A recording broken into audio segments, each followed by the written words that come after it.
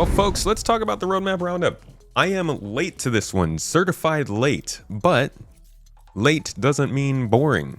It can, possibly, but my aim is to not make it so in this video. Let's look at what happened with the roadmap recently, and maybe we could talk a little bit more about it than the casual reading of the sentences. So, 4.3 all cards have been committed.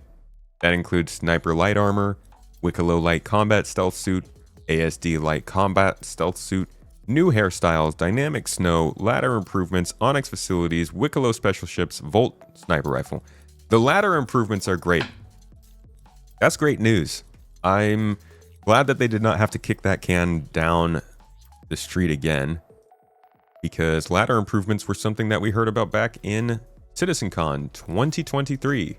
That was, I want to say, the first person experience, life in the first person, somewhere around these parts, round these dang parts. There we go. But they were introducing these ladder improvements alongside some other things throughout this video, including radiation, sliding, new weapon designs, new sound effects, the dynamic crosshair, a lot of stuff that has been included in the game since then, but also a lot of stuff that hasn't. And this is one of those holdovers. It is a really, really useful change, because being on a ladder and being locked in place to not be able to look in any direction is really stupid. So I'm glad that we're seeing that actually come in with 4.3. The other addition that came with 4.3 was the Wolf. We're going to talk about that in a little bit here. We've got the whole Q&A posted up, and we're going to go through like the page, because that's yet another thing that happened while I was gone. And it's a cool looking ship with just a couple of interesting choices. Moving on though, now we're getting to some interesting bits. 4.3.1 has received its addition to the roadmap view, so we can see those here. They're going to go into that same column, but obviously that doesn't mean that they're coming at the same time. First up is NPC dropships, introducing dropships in Pyro, defending outposts and deploying reinforcements when the local population is attacked. What about the ones in Stanton? You guys remember those? Remember those dropships that we got for maybe like a month in the Stanton system? Yeah, I bet we could find that actually in Inside Star Citizen, because those were dropped along with our derelict outposts, which I believe is 3.22. Well, this was like a whole update of basically them putting in derelict outposts and dropping NPCs in those areas with derelict outposts. But it doesn't look like they were even advertising really that they were bringing in the dropships for that. It might be something that we can see on the roadmap. No, it doesn't look like it. Ship trespass, no. Arena commander stuff, no. Nope. New mission salvage contracts, nope. Yeah, so they didn't even have them on the list of additions that they were making in the update that they put them in. So, you know, one could say, oh, they were testing them. It was just to figure out how it might work. But we don't know, because it wasn't really talked about, you know? That's kind of just how it goes. Might get talked about, might not.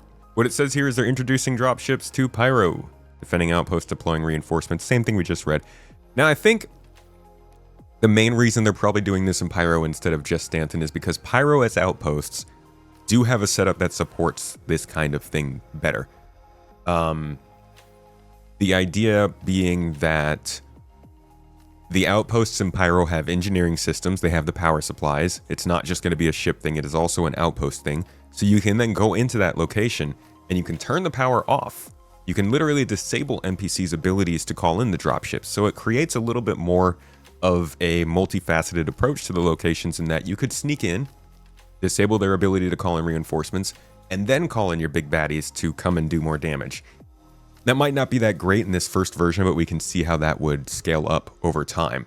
If you, say, wanted to sneak in and disable the ground-to-air turrets or stuff like that, so that your people could actually come and fly and land in the location.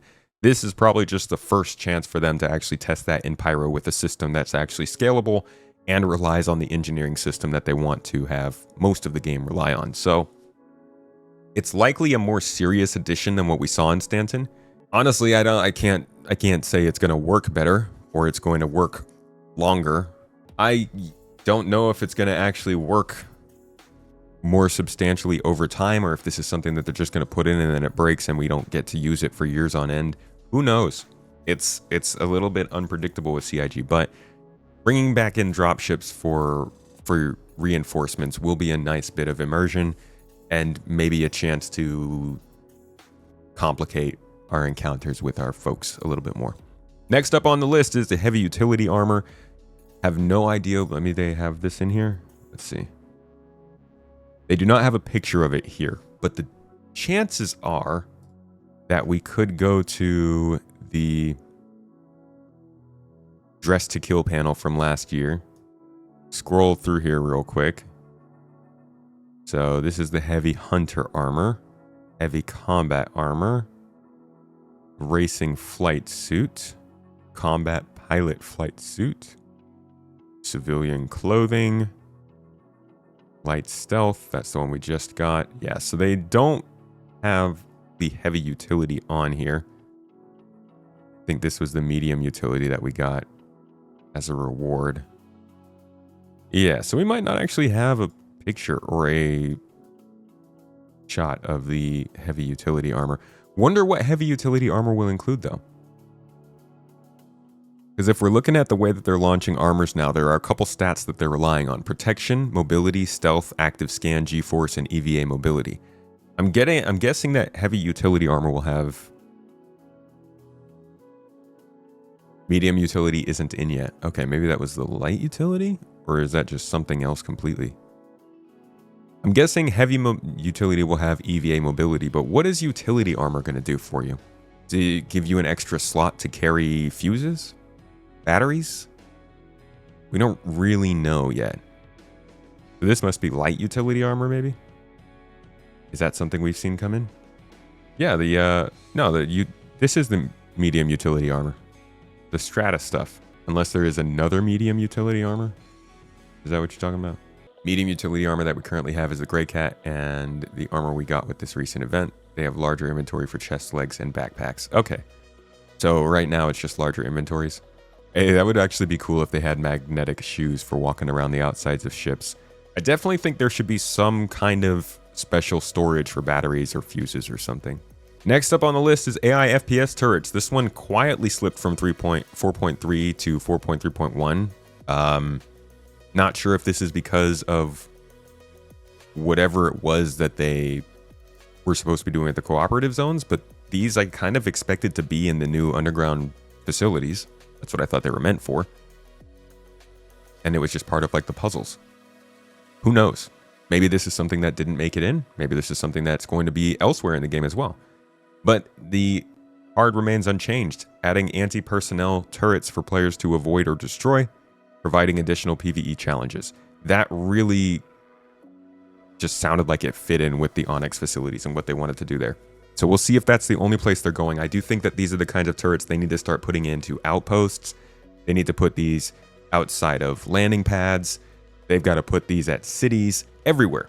Just start getting turrets everywhere. Like, people who are a danger to the people around them should be scared to be that way, right? It should be a risk to act like that. Nobody wants that around them. Go do that elsewhere in Pyro or something. All right, AI FPS helmets, guys. We're gonna have some big talks about this in the near future because I think this is a really important part of this game, and it's even combine this AI FPS turrets, NPC dropships, and also the security coming back around space stations. My pure copium take would be that we are slowly moving towards a more secure star system, and honestly, it feels a little fucking crazy to say that because I just don't think that we are, but they're really curious additions, and I really want to hope. I just know it's too much. You don't do that, Just bless yourself. Protect yourself. All right, next edition mission pickups on location. This clearly did not make it into 4.3. This is enabling new missions to be discovered and added to journals when you approach or enter a designated area. This card has been postponed to a later date. Now, click in here. We can see that it's literally... Wait a second. Hold on. Wait, why is this under the 4.3.1? Okay, Ambrose armor. Is that even on here? Okay, Ambrose armor is not on here, so that's just completely been removed. AI FPS turrets. also not on here, completely removed. Mission pickup on location, completely removed. New hairstyles. Hey! Hey! There you go. Getting what counts. That's disappointing. So these three seem to just be completely gone. How about heavy utility armor? That's still on there. But these other three are just gone from the roadmap. Maybe they'll come back in for 4.3.1. I think it's a little bit weird that they're underneath the 431 section and they're not listed in there. So maybe they will slide back in. But these two are, in my opinion, pretty important. And I'm guessing the mission pickup on location edition is something that was going to play out in the Onyx facilities if they were actually instanced, which they are not. Last up is the Volt LMG Fresnel. I learned from a very helpful Redditor that the S is silent in Fresnel. I've been doing that wrong this whole time. Introducing Volt's Heavy Hitter, a machine gun that ramps up the punishment as it heats up, creating rate of fire for raw stopping power. As it nears a peak overheat, it unleashes searing energy blast, capable of tearing through hostile forces with terrifying efficiency. Featuring a hefty reload time, but with a high capacity magazine. Sounds like a fun time. I'll be interested in seeing how this one fights or fires. For those of you who have been around here far too long, you're well aware that we have been following the succession of Volt weapons. We got the SMG, we got the sniper. We are now looking at the Fresnel, which is an LMG. I think it looks pretty good. Looks pretty cool. It's got big magazine. You know what they say about guns with big magazines. Most interesting part, though, is I believe the Fresnel was originally on here as an SMG. Yeah. Designing and creating the verified off-world laser technologies Fresnel SMG. And this is what kind of confused me, because we had the Quartz SMG, and we knew that was coming in. The Pulse was obviously the pistol, the Parallax was the rifle. What we didn't have on here was the Prism shotgun, but we knew that the Fresnel was going to be coming at some point, and it kind of sounded like it was going to be another SMG just based off of this, but now we are seeing it is the new LMG, and it looks pretty good. We'll see how it works. What comes after this, you ask? Well, somebody already in chat has highlighted it. Shadowed Fox. They are not going to stop here with weapons. If you want to see what else they have planned, just go back to Inside Star Citizen about a year ago now, where they had a whole interview with all of the FPS folks. And these folks have been working on Squadron stuff for years. You can see it in the roadmap and how it's played out. You can see it when they talk about the stuff themselves. You can see it even from the models that they're showing off in this video. You'll find them in Squadron 42 trailers from throughout the years, but they never made it to Star Citizen. So now they finally are starting to make it. Oh, here's another one we're waiting for. Right here. This is the Preacher Armament Taser. This is a non-lethal method of takedown, and it'll probably be introduced whenever they get around to updating bounty hunting gameplay, whenever that might be. Moving forward in here, though, we can see a couple other weapons they've been working on. There's obviously a lot of concept work going on that may or may not make it into the game. I wouldn't say everything here is guaranteed to be in the game. A lot of stuff that they have to cut out. But this, for instance, is the Pyro AK, the Space AK, whatever you want to call it. And this is something that we also see in Squadron 42 trailers that is still not in Star Citizen. That's one that we have coming. And I believe they actually show that one firing here at some point. There's some more like scav-looking knives kind of stuff. The sort of thing that you probably don't want to get cut with because you'll end up dying from an infection rather than bleeding. Here is that Space AK. A quick scene of it firing off. So like they've literally got it modeled and working in the environments that we're in. They just haven't released it into the game yet. Looking at the progress tracker, which is really not a great way to understand what's going on in this game, but it at least tells you some of their plans, at least. They're putting a little update in, which they don't normally do. And here they put a little disclaimer: when progress on a deliverable is marked as complete, it doesn't necessarily mean it's ready for release and may still require downstream support, transition to another team for further work, or other additional steps before completion. The way that they do the progress tracker is they literally used to be like, we're going to give you an update for the big teams, the gameplay teams that are focused on it. And then we're also going to give you an update in 6 months from now for the downstream teams like audio and sound effects and other things like that. At this point, they've kind of just done away with that model, and they just sort of drop progress tracker updates every now and then. So there's not really much to go off of. Like, I wouldn't trust it on the dates that they give you. But what they've added here are engineering, crafting, FPS radar and scanning, some new creature, inventory rework, item expiry, transport refactor, and command module. These are all very important, except for the creature. That's not like a big deal. These other ones are absolutely massive gameplay. So, like, just to start with engineering, I mean, this is an initiative that we saw starting all the way back in, I think, 2020. And even before then, it was a lot of resource management talk. It's the pipes system that they used to be working on in 3.0, brought further. They describe it as allowing players to manage and maintain and repair various ship systems. Players can assume different roles that each provide a unique gameplay loop. With engineering gameplay, players have to contend with item degradation, malfunctions, and power management. There's a lot more to it than that, but as you can see, they've put their gameplay on it going up until October in terms of development.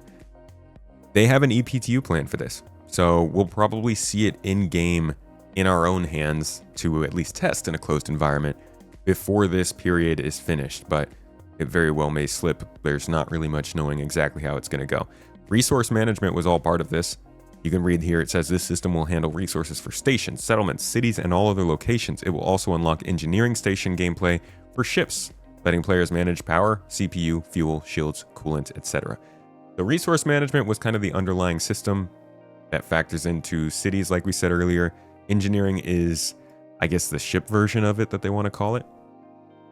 We'll see what it looks like in EPTU, but that's where it is right now. Crafting is another pretty long-term one. Not like engineering is, but we've been hearing about it over the last couple years, and honestly, there's a lot of work going into it. Supposed to be going until December, at least for this update, but again, we don't know what that means fully. Implementing the ability for players to craft various items using resources from throughout the persistent universe. Nobody really knows what exactly it's going to include fully. On the last monthly report, they did say that they were reconsidering what is included in the first release of crafting. For crafting, the team continued reevaluating the scope for the first public release, while the inventory UI concept shown recently on Star Citizen Live entered development. That's 2 updates on the things that we are talking about here, but I would assume that crafting is going to be delivered kind of similar to engineering in that we're not getting it all at once, which is also kind of similar to the ladders update. Like, you feeling the trend here? It's good to keep that one in mind. FPS, radar, and scanning. This is another one that was supposed to go to the EPTU. Not really sure what has happened to it. Looks like they've pushed that work up until October, so maybe another thing we see in the EPTU sometime soon. The fact that they've even upgraded the progress tracker does tell me that they are at least considering the schedules for these items. It's not like a random thing that they have to put in. Not like engineering and FPS, radar, and scanning weren't already on there. But the item, what is it called? Item expiry. This is a new one, if I'm not mistaken. Enabling functionality for items such as keycards to now have an expiry timer, after which they are rendered non-functional. That's actually something that we saw on the video that they're referring to, had to do with the inventory, which we're going to look at in a second here. Yeah, so this is the new inventory, and you can see some item expiry timers on here, what that was hinting at. Just the idea that, like, if you get a card from somewhere that needs you to go through actively to get the card, you can't just go get a bunch of cards, farm them for a week, and then use them over the course of the next several weeks because you don't have to actually go through the hard work anymore. Inventory rework. Implementing an improving experience with inventory management. We kind of knew this was going to happen. It was very obvious that what they put in as the inventory interface last year was just them reusing the inventory for the freight elevator. And they might do the freight elevator UI too, but I do think that The inventory we got last year was not meant to be the inventory. It was just them trying to keep inventory up to date with the freight elevator system and how cargo management was going to work. It worked terribly. They took it back out because it was just not a fun experience. But we know now that they are working on a new inventory, and I'm glad it's in development. Like, it's good that they're taking the concept into development. I thought it was going to take them a little longer, but there's no knowing when it might come out. Looking at this, I highly doubt it we're going to see in game by October, but who knows? I don't. Transport Refactor is a refactor of the existing transit system to allow for easier design setup, easier integration into instanced content like hangars, and more robust functionality in server meshed environments. This was the original Transit Refactor. Y'all remember that? The 4.0 Transit Refactor? Haunts us in our dreams. You don't say its name 3 times every night, it comes and kills you in your sleep. Transit Refactor is a pain. In fact, here is the roadmap roundup from May 15th of 2024. Transit Refactor got added to the release view of 4.0, reworking the transit system used for trams and elevators to be compatible with server meshing as well as generally more robust. I kind of hate this thing because I tracked the Transit Refactor in monthly reports from as far back as maybe 2023. They were talking about it. So it's not like they didn't know that it needed to be updated with server meshing. I'm thinking all of the work that was hopefully done to update it for server meshing beforehand was kind of like not as useful as hoped once server meshing actually hit and they needed to actually get hands-on and use it in the system. And that's why we saw the slowdown with the mission system refactor as well. But it actually got to the point where back in February, I think it was, they fully split the transit system refactor out and said that was their short-term thing. That's why we have noticed elevators and trams getting better throughout 2025. But then they also made an entirely different team to work on the transport refactor, which was going to be the entire rework, the full refactor of the existing system that would be meant to work with server meshing as is being said there. You can probably go back to the monthly report in February. Maybe. I might have my months wrong. Let's see. You search for the transport. Yeah. A strike team was formed to deal with underlying issues affecting the transit system while another continued with the ongoing refactor towards the new transport system. So they created 2 separate teams back in February to work on the problems we were having right now with the transit system, but also then to work on this new transport system that they are talking about here in the project progress tracker. So looking forward to hearing how things are going with that. Finally, we've got the command module, introducing the concept of vehicles taking over control from other host ships, primarily used for spaceships like the Drake Caterpillar. That is actually really cool to hear.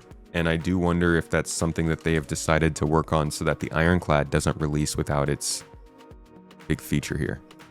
This honestly makes my mind go crazy when it comes to like survival gameplay in this game. Some people I have seen really don't want survival mechanics in this game. They don't want to get too cold.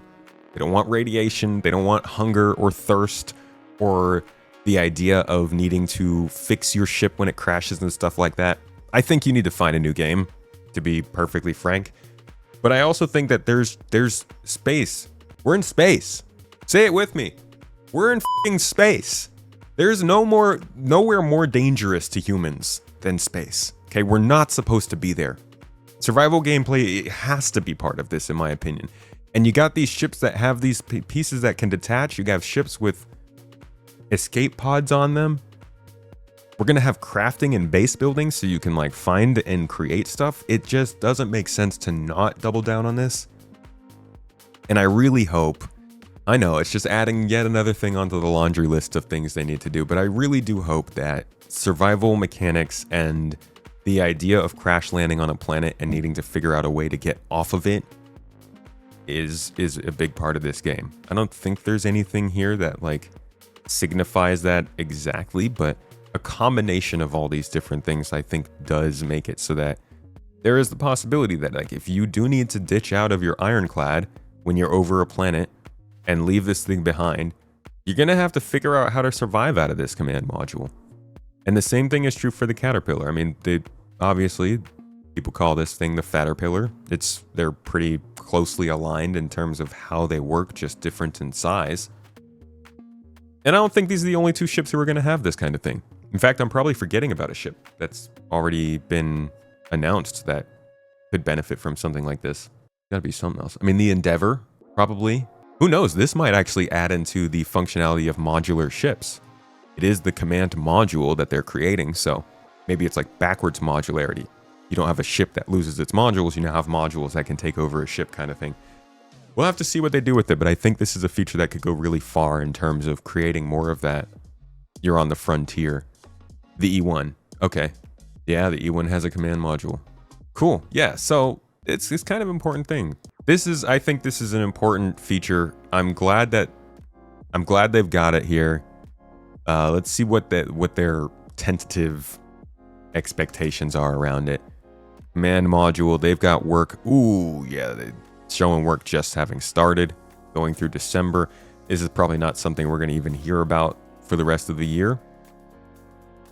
But it's nice it's being worked on. They're doing feature work, okay?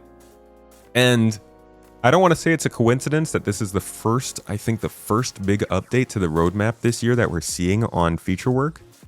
And that just so happens to also coincide with the PVE, the EPTU starting to be talked about. All of this could just be coincidence.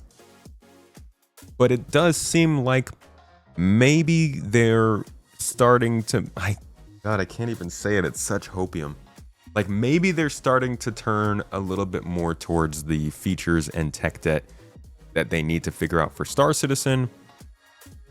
We can only hope because they've reached some better milestone with Squadron 42. But with the way that they're talking this year, it's really hard to know any of that. We can't confirm that. We can only speculate.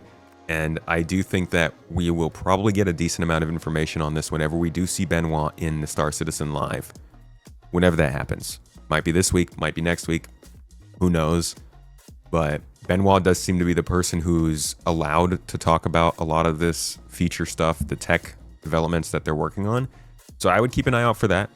Keep an eye out for any sort of summaries and YouTube explanations that come out after that. We will obviously go through it in a whole bunch of detail here on the stream. I'll have a podcast episode about it. I'll probably make another video about it. It's going to be an important info drop, and I think it's where we'll hear more about this kind of stuff. But that was your roadmap roundup from last week. I'm sure you all have gone through this already, but hopefully this was a little more context for you. Thanks for watching.